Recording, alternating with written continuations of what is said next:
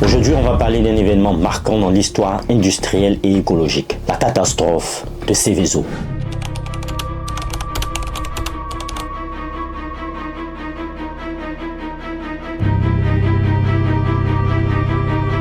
Le 10 juillet 1976, dans une petite ville de Lombardie, en Italie, un accident industriel a bouleversé la vie des habitants et marqué l'Europe entière. Un nuage toxique, contenant notamment une substance extrêmement dangereuse, appelée dioxine, s'est échappé dans l'atmosphère de l'Italie. Cette catastrophe, bien que n'ayant pas causé de décès humains directs, a laissé des traces profondes, des milliers d'animaux morts, des hospitalisations, une contamination de sol et surtout, une prise de conscience des risques industriels. Seveso, c'est aussi le point de départ de nouvelles règles de sécurité en Europe, avec la création de la directive Seveso pour éviter que ce genre d'accident ne se reproduise. Alors, que s'est-il passé ce jour-là? Pourquoi cet événement est-il devenu un tournant dans la gestion des risques industriels? On vous explique tout dans cette vidéo. Restez avec nous.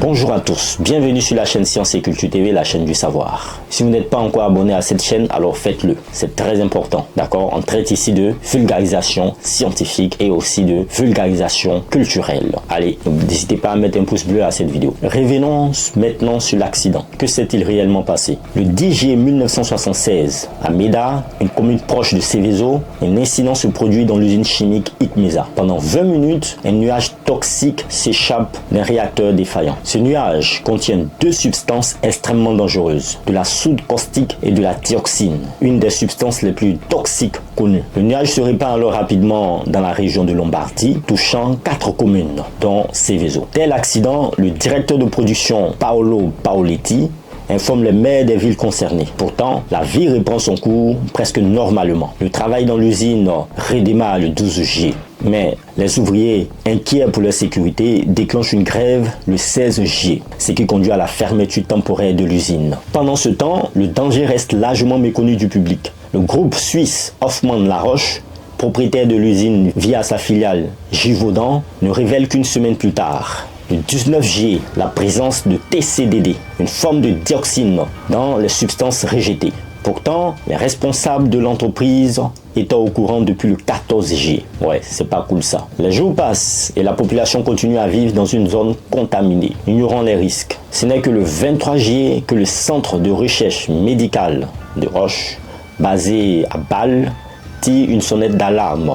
Il recommande des mesures extrêmes. Évacuer immédiatement les habitants, détruire les maisons contaminées et bien sûr enterrer les usines. Le 23 juillet, les premières familles, soit plus de 200 habitants, quittent leur maison. Mais en réalisant l'ampleur réelle de la contamination, ce chiffre grimpe rapidement à 500 évacués dans les jours qui suivent. Les autorités découvrent alors que l'usine ne disposait d'aucun plan d'urgence pour ce genre de situation. Paolo Paoletti, le directeur de production, est arrêté, tandis que les débats commencent sur la quantité exacte de dioxine libérée. Les estimations varient entre 0,2 kg et 40 kg de dioxine libérée dans l'atmosphère de Seveso. Ce manque de préparation et de transparence a transformé un accident industriel en une crise majeure. Cela a mis en lumière l'incapacité des entreprises à gérer les risques liés à leur activité. Alors, maintenant on va voir les causes de l'accident. Pour comprendre comment l'accident de Seveso a pu se produire, il faut bien sûr examiner le fonctionnement de l'usine chimique Ichmesa et les processus utilisés. L'usine fabriquait une substance appelée le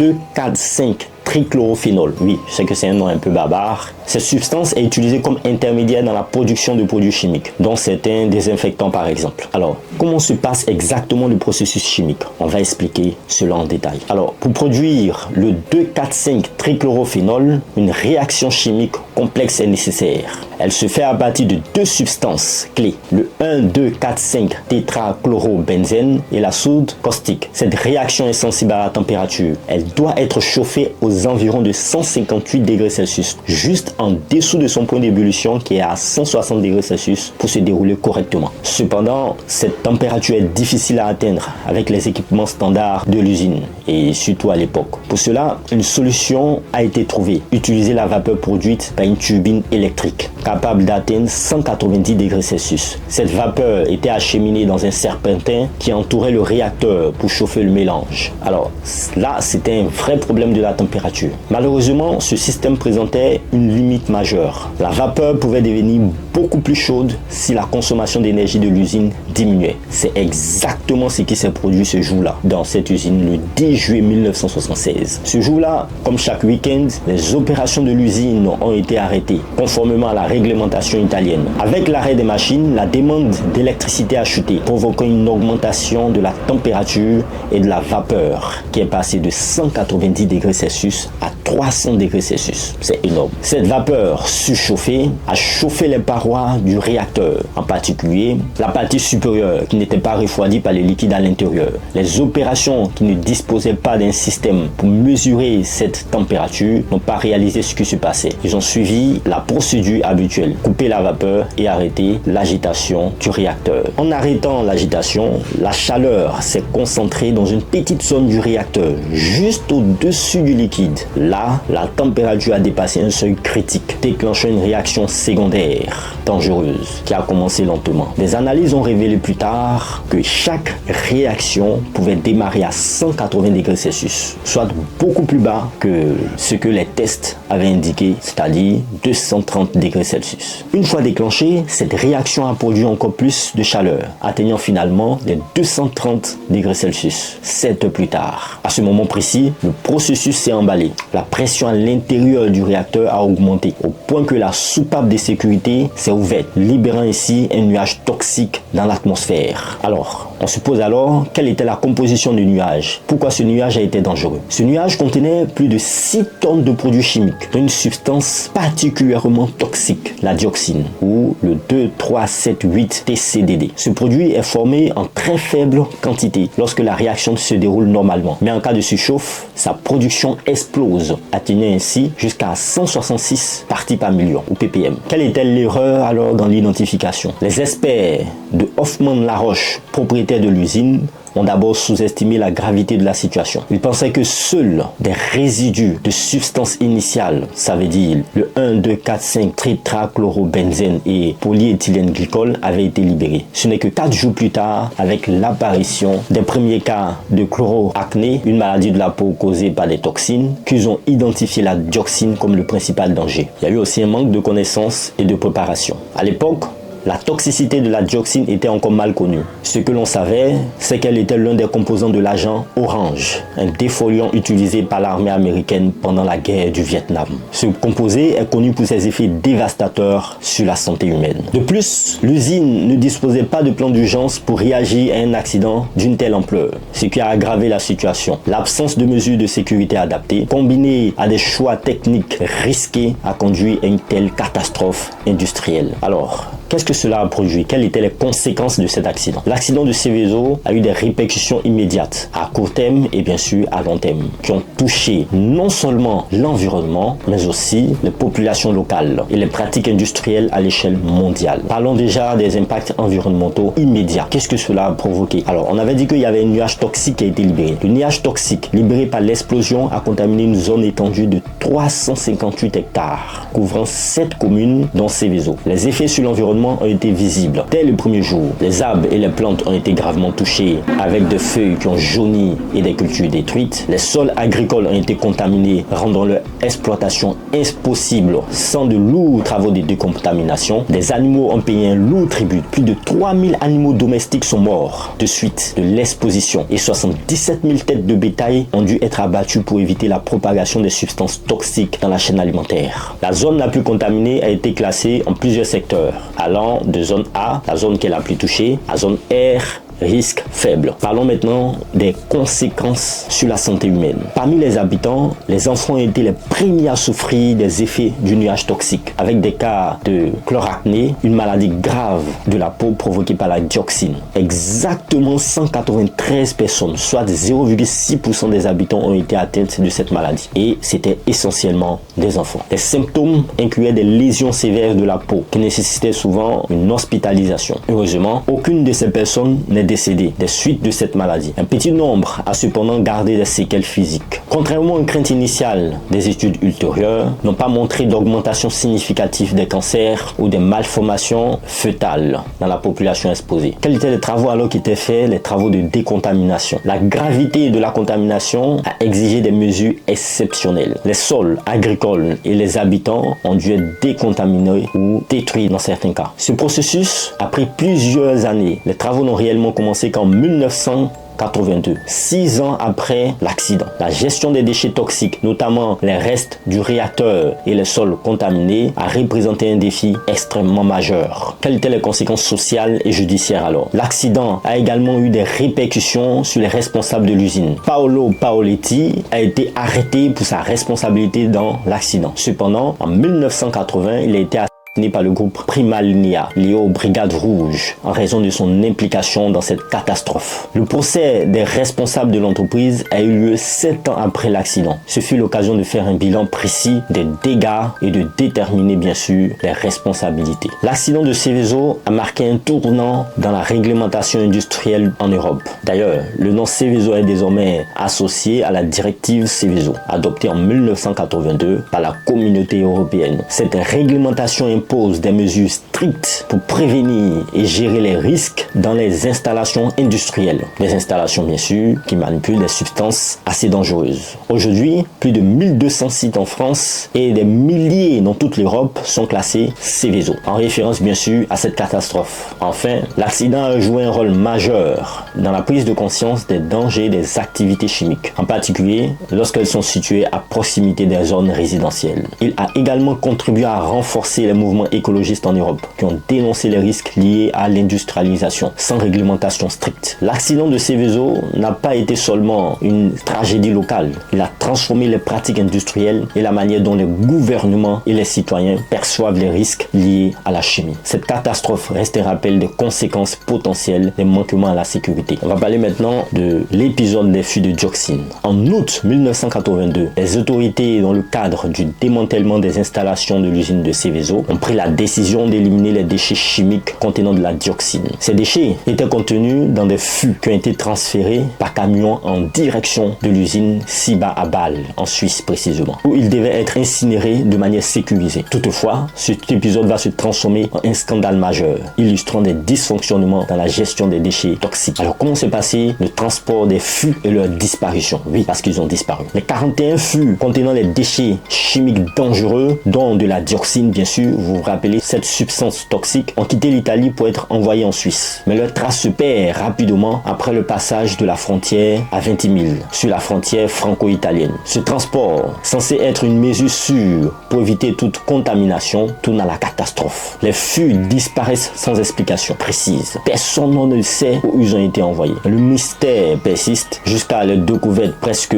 un an plus tard, en mai 1983, dans un abattoir désaffecté à Anguilcourt-le-Sarthe, en France. La découverte des fûts dans l'abattoir abandonné crée une onde de choc en France et dans le monde entier. Le transport illégal de ces déchets toxiques avait violé plusieurs réglementations environnementales. Et le fait qu'ils aient été stockés dans un endroit aussi inapproprié soulève de nombreuses questions. Les médias alors se saisissent rapidement de l'affaire, attirant l'attention du public sur le risque sanitaire que représente la dioxine et le manque de rigueur dans la gestion des déchets industriels. Finalement, après plusieurs mois de recherche, les fûts sont envoyés à l'usine Ciba à Bâle en novembre 1985, où bien sûr ils ont été incinérés en présence de la presse. Cette incinération met fin à l'affaire, mais elle laisse un goût amer, tant sur la manière dont les déchets ont été traités que sur la transparence du processus. Des biologistes et des experts en environnement ont rapidement émis des doutes concernant l'incinération effective des déchets toxiques. En effet, ces experts ont constaté plusieurs anomalies, notamment des différences de tonnage et de diamètre entre les fûts envoyés d'Italie et ceux incinérés en Suisse. Ces incohérences ont alimenté la thèse selon laquelle les fûts détruits en Suisse ne contenaient pas de déchets toxiques d'origine, mais plutôt des déchets non contaminés. Une hypothèse inquiétante a alors été formulée. Les fûts de dioxine auraient été envoyés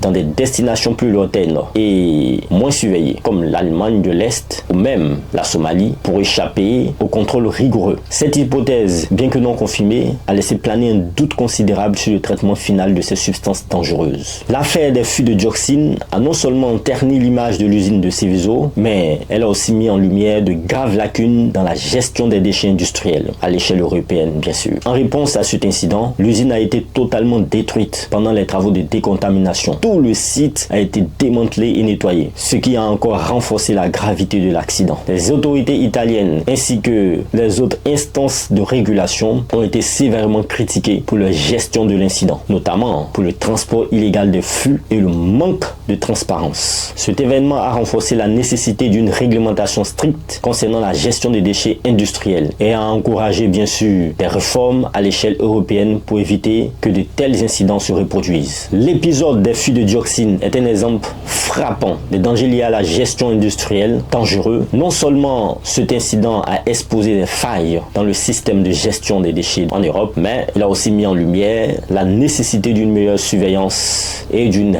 réglementation plus stricte pour assurer la sécurité des populations et de l'environnement. Ce scandale a alimenté la réflexion sur les responsabilités des entreprises et des gouvernements dans la gestion des risques industriels. L'accident de Seveso survenu en 1976 reste l'un des événements industriels les plus marquants du XXe siècle, tant par ses conséquences environnementales que sanitaires. La libération massive de dioxine a causé une catastrophe écologique sans précédent, affectant des milliers de personnes et contaminant un vaste territoire, tout en exposant des failles assez profondes dans la gestion des risques industriels. L'accident a eu des répercussions directes et dramatiques, notamment la contamination de l'air, du sol, des eaux, ainsi que des effets visibles sur la santé humaine, tels que l'apparition de la chloracné chez les habitants, vous vous rappelez, la maladie de la peau. Si les pertes humaines furent relativement faibles, le bilan à long terme reste difficile à établir, avec des interrogations persistantes sur les effets sanitaires à long terme, en particulier concernant le développement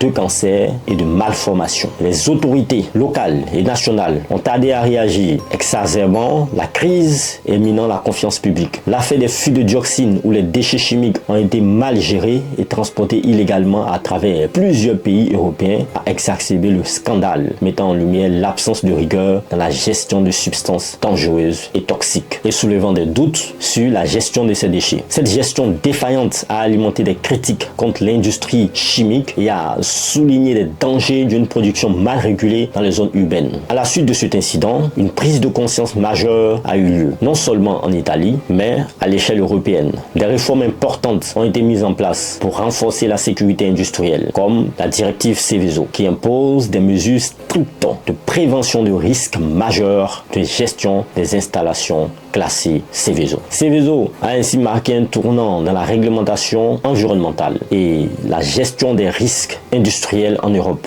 en incitant les gouvernements et les entreprises à revoir leurs pratiques en matière de sécurité, de transparence et de responsabilité environnementale. En fin de compte, l'accident de Seveso a été une tragédie humaine et environnementale, mais il a également joué un rôle fondamental dans l'évolution de la législation et des pratiques de sécurité industrielle. Il a prouvé l'importance cruciale de la prévention, de la surveillance et de la transparence dans la gestion des risques afin d'éviter de nouvelles catastrophes similaires à l'avenir. Merci de nous avoir suivis. J'espère que vous avez aimé cette vidéo. N'hésitez pas à vous abonner à la chaîne Science et Culture TV, la chaîne du savoir. Et vous, qu'est-ce que vous en pensez de cette catastrophe? Faites-nous savoir cela dans les commentaires. Merci de nous avoir suivis et au revoir.